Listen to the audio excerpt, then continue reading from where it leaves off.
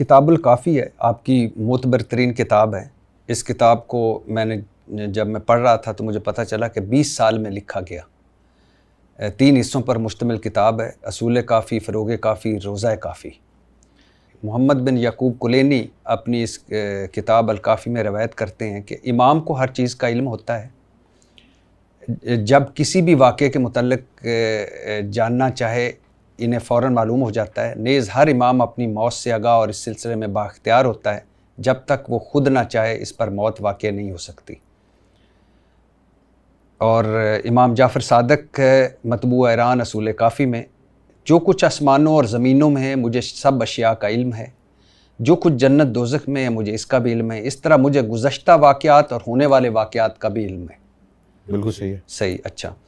اور کلینی نے امام علی رضا شیعہ آپ لوگوں کے 8ویں امام سے روایت کرتا، ہمارے بھی یعنی قابل احترام ہیں، سب کے 8ویں امام سے روایت کرتے ہیں کہ انہوں نے فرمایا، ہم اللہ کے امین ہیں، ہم لوگوں پر نازل ہونے والے مصائب و مشکلات سے آگاہ ہوتے ہیں، ہم شکل دیکھ کر ہی کسی کے مومن یا منافق ہونے کا اندازہ لگا لیتے ہیں۔ صحیح ہے، صحیح ہے۔ اب غیب کا علم اور قرآن کیا کہتا ہے؟ سورہ نمل میں ہے، آسمانوں اور زمینوں کے غیب کا علم اللہ تعالیٰ کے سوا کسی کو نہیں۔ سورہ الانعام میں ہے، اللہ تعالیٰ ہی کے پاس غیبی امور کا علم ہے، اس کے علاوہ انہیں کوئی نہیں جانتا۔ اللہ تعالیٰ نے حضرت محمد صلی اللہ علیہ وسلم کو حکم دیا کہ آپ اعلان فرما دیں میں تم سے یہ نہیں کہتا کہ میرے پاس اللہ کے خزانے اور نہ ہی مجھے غیب کا علم ہے، اور نہ ہی تم سے میں یہ کہتا ہوں کہ میں فرشتہ ہوں۔ سورہ الاعراف میں ہے، کہہ دیں، فرما دیں میں اپنی ذات کے لیے نفع نقصان کا اختیار نہیں رکھتا مگر جس قدر اللہ چاہے، اور اگر مجھے غیب کا علم ہوتا تو میں زیادہ سے زیادہ منافع حاصل کرتا اور مجھے کوئی گزند نہ پہنچتی۔ میں اہل ایمان کے لیے بشیر، خوشخبری اور نذیر ڈرانے کے سوا کچھ نہیں۔ سورہ لقمان میں اللہ کے پاس ہی قیامت کا علم ہے، وہی رحم مادر کے اندر جو کچھ ہے اس کا علم رکھتا ہے۔ کسی شخص کو علم نہیں کہ وہ کل کیا کمائے گا یا کھائے گا، اور کسی کو معلوم نہیں کہ اسے کس مقام پر موت آ گھیرے گی۔ بلا شبہ اللہ ہی تمام امور کو جاننے والا اور باخبر ہے۔ سورہ توبہ میں ہے، اہل مدینہ سے کچھ ایسے منافقین ہیں جو اپنے نفاق پر پختہ ہو چکے ہیں، اے نبی آپ انہیں نہیں جانتے، ہم ہی جانتے ہیں۔ اب میرا معذرت چاہتا ہوں، سوال لمبا ہو گیا، لیکن سوال یہ ہے کہ قرآن کہتا ہے کہ غیبی امور کا علم صرف اللہ تعالیٰ کو ہے۔ آپ کی کتابیں اور امام کہتے ہیں کہ اماموں پر آسمان و زمین کی کوئی چیز مخفی نہیں۔ قرآن کہتا ہے کہ انبیاء اپنی ذات کے لیے نفع و نقصان کا اختیار نہیں رکھتے۔ آپ کی کتابیں اور امام کہتے ہیں کہ حضرت علی یا حضرت امام جعفر صادق جہنم کے مالک، جسے چاہیں جنت میں داخل کر دیں، جسے چاہیں جہنم میں۔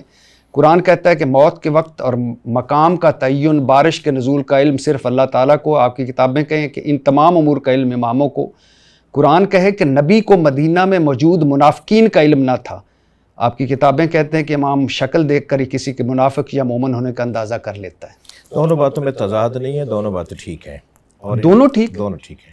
ان کو ہم اس طرح سے سمجھاتے ہیں اس بات کو کہ علم وہ غیب ہو یا ظاہر کا علم ہو، باطن کا علم ہو، دلوں کا علم ہو، انفس میں جو کچھ گزر رہا ہے، ذہنوں میں جو کچھ گزر رہا ہے، اسی طرح جتنی بھی آیات آپ نے پڑھی ہیں وہ اللہ کے عالم بالذات ہونے کے اوپر دلیل ہیں، اور جتنی بھی روایات آپ نے ائمہ اہل بیت کی پڑھی ہیں وہ ان کے عالم بالعطا ہونے پہ دلیل ہیں۔ یعنی ائمہ اہل بیت کے پاس جو کچھ ہے وہ اللہ کا عطا کردہ ہے، کیونکہ قرآن مجید میں جہاں غیب کے علم سے متعلق پروردگار عالم نے خبروں کے بارے میں فرمایا تو وہ غیب کی ہی خبریں ہیں۔ ذالک انباء الغیب نوحیہ الیک، یہ غیب کی خبریں ہیں جو اے حبیب ہم نے آپ کے اوپر نازل کر دی۔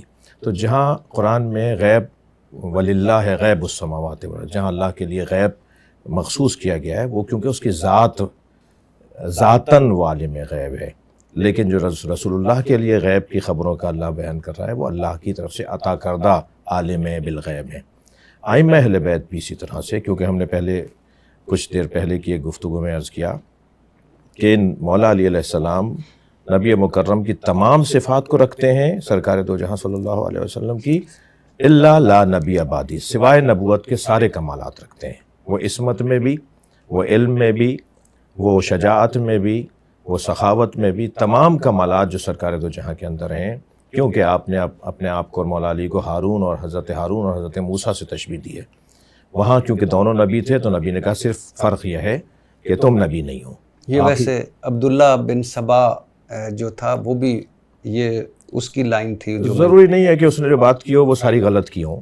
وہ خود غلط تھا مگر اس کی ساری باتیں تو غلط نہیں ہوں گی. وہ خود غلط تھا مگر اس کی باتیں سارے غلط نہیں ہو سکتی. ضروری نہیں ہے کیونکہ بہت ساری باتیں غلط لوگ اچھی باتیں بھی کر جاتے ہیں تو یہ ضروری نہیں ہے. تو اور ہم عبداللہ ابن سبا سے نہیں لے رہے ہیں لیکن کیونکہ یہ جو روایت ہے جو حدیث منزلت ہے ہارون علیہ السلام اور حضرت موسیٰ علیہ السلام سے متعلق یہ تو سنی شیعہ کتابوں میں. عبداللہ ابن سبا ہی کیوں ہم یاد کر کے اس کو دہرائیں گے. ہم تو اور علماء کا اس میں حوالہ دیں گے. انبیاء کرام کے پاس ائمہ اہل بیت کے پاس جو کچھ ہے وہ بالعطا ہے. اللہ کے پاس جو ہے وہ بالذات ہے. تو مسئلہ ہی حل ہے, جھگڑا ہی حل ہے, کوئی اختلاف ہی نہیں ہے. وہ جو کچھ کہہ رہے ہیں یہ ہمارے پاس ہے, یہ ہمارے پاس ہے, یہ اللہ کا دیا ہوا ہے. جی سر وہ تو اس میں تو کوئی شک نہیں. لیکن قرآن کہتا ہے کہ جیسے اہل مدینہ میں سے کچھ ایسے منافقین ہیں جو نبی صلی اللہ علیہ وسلم کو مخاطب کر کے اہل مدینہ میں سے کچھ ایسے منافقین ہیں جو اپنے نفاق پر پختہ ہو چکے ہیں. اے نبی آپ انہیں نہیں جانتے, ہم ہی جانتے ہیں. اور امام کہتے ہیں کہ میں شکل دیکھ کر بتا دیتا ہوں کہ منافق کون ہے اور مومن کون ہے. دیکھیں وہ جو اللہ کہہ رہا ہے کہ ہم ہی جانتے ہیں وہ آپ نہیں جانتے تو اس کا مطلب ہرگز یہ نہیں ہے کہ نبی نہیں جانتے, نبی ذاتاً نہیں جانتے. ہم آپ کو بتاتے ہیں تو آپ جانتے ہیں. ایسے ہی مولا علی علیہ السلام بھی جب فرما رہے ہیں, خود نبی فرما رہے ہیں جب صحابہ کرام نے آ کے کہا کہ نئے لوگ مسلمان ہو رہے ہیں, ایک بڑی تعداد لوگوں کی مسلمان ہو رہی ہے, ہمیں نہیں اندازہ ہو پا رہا کہ یہ منافقین ہیں یا واقعاً سچے مسلمان ہیں. تو حضرت نے فرمایا کہ ان کے سامنے علی کا ذکر کیا کرو, ان کا چہرہ بتائے گا کہ مومن ہے یا منافق ہے. تو یہ تو مشہور تھا صحابہ کرام میں کہ مولا علی کے ذکر سے چہرے کا رنگ بتا دیتا تھا, پھیکا پن بتا دیتا. علی کا ان کے سامنے ذکر کرتے تھے, ان کا چہرہ بتا دیتا تھا مومن ہے منافق ہے. صحابہ کرام میں مشہور بات ہے. یہ تو نہیں میں کر رہا ہوں کہ ایک تو یہ قاعدہ بات یہ ہے کہ جتنے بھی علوم ائمہ اہل بیت کے پاس ہیں, خود سرکار دو جہاں کے پاس ہیں, وہ اللہ کے عطا کردہ ہیں. تو پھر مسئلہ ہی حل ہے, جھگڑا ہی نہیں ہے, کوئی اختلاف ہی نہیں ہے. اب اگر ہم کہتے ہیں کہ نہیں اللہ کہہ رہا ہے میرے پاس ہے, یہ کہہ رہے ہیں میرے پاس ہے, تو یہ شرک ہو جائے گا. ان کا عطائی ہے, اس کا ذاتی ہے, مسئلہ حل ہے. سر مجھے پھر سمجھ نہیں آ رہی کہ تو قرآن کہتا ہے کہ غیبی امور کا علم صرف اللہ تعالیٰ کو ہے. امام کہتے ہیں کہ آسمان اور زمین کی کوئی چیز ہم سے مخفی نہیں, کیونکہ اللہ نے دیے ہوئے ہیں, اللہ نے بتائی ہے ہمیں, اللہ ہمیں بتاتا ہے. ہم پہ فرشتہ نازل ہوتا ہے, ہم پہ غیب سے خبریں آتی ہیں. اماموں پہ فرشتہ نازل ہوتا ہے. قرآن یہ شب قدر میں جو فرشتے نازل ہوتے ہیں وہ کیا ابھی قرآن نازل ہو رہا ہے؟ ابھی جو ہر سال شب قدر میں فرشتے نازل ہوتے ہیں کیا قرآن نازل ہو رہا ہے؟ وہ لوگوں کو آ کے بتاتے تو نہیں ہے نا. نہیں, فرشتہ نازل ہونے کے اوپر آپ کا سوال ہوگا نا, تو پھر جواب یہ آئے گا کہ ہاں فرشتہ نازل ہوتا ہے, مگر وہ قرآن نہیں لاتا, قرآن ختم ہو گیا. نہیں وہ لیکن اماموں کو آ کے بتاتے ہیں فرشتے. جی ہمارا عقیدہ یہ ہے کہ جناب زہرا پہ بھی فرشتے اترتے تھے, اسی لیے محدثہ لقب ہے بی بی فاطمہ کا, اسی لیے محدثہ لقب ہے بی بی فاطمہ کا.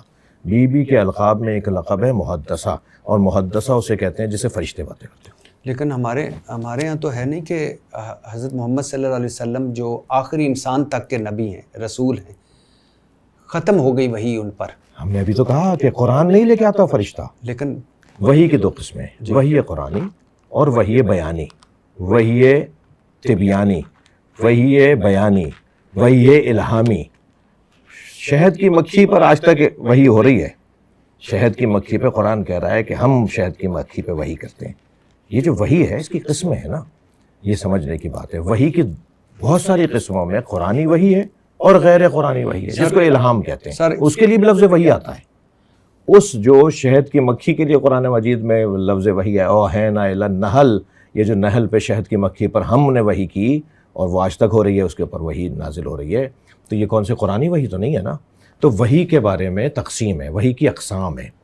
یعنی اللہ کی طرف سے, اب ایک آپ اسی کو لے لیجئے کہ شب قدر میں فرشتے نازل ہوتے ہیں حتی مطلع الفجر.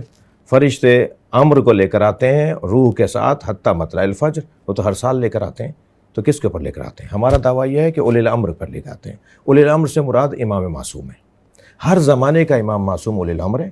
ہم حاکم کو اولی الامر نہیں مانتے, یعنی بادشاہ کو, وزیر اعظم کو, صدر کو ہم اولی الامر نہیں مانتے. جو قرآن میں حکم دیا ہے کہ اللہ کی اطاعت کرو, رسول کی اطاعت کرو اور اولی الامر کی اطاعت کرو. ہمارے ہاں اولی الامر سے مراد حاکم وقت نہیں ہے, امام معصوم ہے.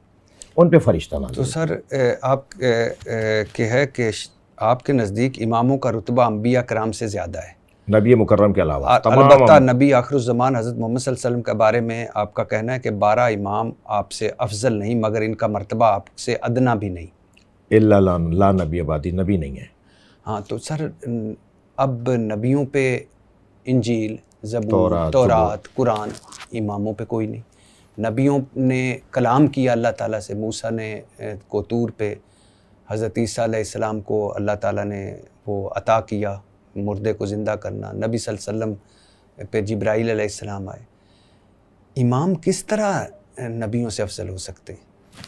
یہ تو اب رسول اللہ سے پوچھیں نا، اللہ سے پوچھیں کس طرح افضل ہو سکتے ہیں، کیونکہ اللہ نے نبی جیسا قرار دیا ہے مولا علی کو ائمہ اہل بیت. سر جیسا تو وہ نہیں کہ جیسے ہے کہ آپ میں اور آپ ہیں تو میں کہتے ہیں کہ آپ ہم جو دو بیٹے ہیں کسی کے باپ کے تو وہ کہتے ہیں کہ وہ بھی مجھے تم اکبر جیسے ہو. باپ نہیں، جیسا اس معنی میں نہیں ہے. سرکار نے وضاحت سے فرمایا الا لا نبی آبادی، تمام کمالات میں موسیٰ اور ہارون کی طرح ہم دونوں بھائی. تو پھر تو ختم نبوت ختم ہو گیا. نہیں، کیوں ختم ہو گیا؟ لا نبی آبادی کافی نہیں ہے یہ کہنا ہے کہ میرے بعد کوئی نبی نہیں ہے. نبوت تو نبی پہ ختم ہو گئی. ختم نبوت سرکار خاتم الانبیاء ہیں. جو نبی کو خاتم الانبیاء نہیں مانتا مسلمان نہیں ہے. اور آپ کو یہ جان کے خوشی ہوگی، جان پتہ ہوگا آپ کو کہ جب غلام احمد قادیانی کے ماننے والوں کے خلاف پاکستان میں قرارداد پیش ہوئی تو مولانا اسماعیل دیوبندی شیعہ عالم تھے. جہاں مولانا نورانی میاں نے، جہاں اور اہل سنت علماء نے اس تحریک میں اپنا علمی کردار ادا کیا، وہاں شیعہ 2 بڑے عالموں نے اسمبلی میں بھی اور اسمبلی کے باہر بھی جتنی میٹنگز تھیں تو قادیانیت کے خلاف اس ملک کے اندر جو کچھ تحریک چلی اس میں 2 شیعہ علماء کا بہت اہم کردار تھا، ایک مولانا اسماعیل صاحب کا اور ایک مولانا حافظ کفایت صاحب کا. یعنی ہم اس ملک میں ختم نبوت کی تحریک کے اندر کسی سے کم نہیں ہیں. یہ بات واضح ہے. یہ جو بات ہے کہ ہم جب ائمہ اہل بیت کے اس رتبے کے اور اس مقام کے قائل ہیں تو یہ کہتے ہیں کیونکہ یہ جو ہے وہ اتنے بڑے مقام اور رتبے کے قائل ہیں تو یہ ختم نبوت کے قائل نہیں ہے. یہ کون کہہ رہا ہے؟ ہم تو سج کے کہتے ہیں کہ لا نبوت آبادی بھی ہے حدیث کے اندر، لا نبی آبادی بھی ہے. میرے پاس کوئی نبی نہیں ہے. ہر زمانے میں حجت خدا ہونا ضروری ہے. یہ سنی شیعہ نے لکھا ہے. زمین حجت خدا سے خالی نہیں رہ سکتی. لولا الحجہ لساخت الارض لا اہلہا. اگر اللہ کی حجت یعنی اللہ کا نمائندہ، اللہ کا سفیر ہر زمانے میں، وَلِكُلِّ قَوْمٍ ہاد انما انت منذر وَلِكُلِّ قَوْمٍ ہاد، ہر قوم کے لیے ایک ہادی کا ہونا ضروری ہے. تو بھئی ان آیات کو کہاں لے جائیں گے آپ کہ ہر قوم کے لیے جب ایک ہادی کا ہونا ضروری ہے، ہر دور میں ایک اللہ کی طرف سے بنائے ہوئے ہادی کا ہونا ضروری ہے، تو آج کون ہے؟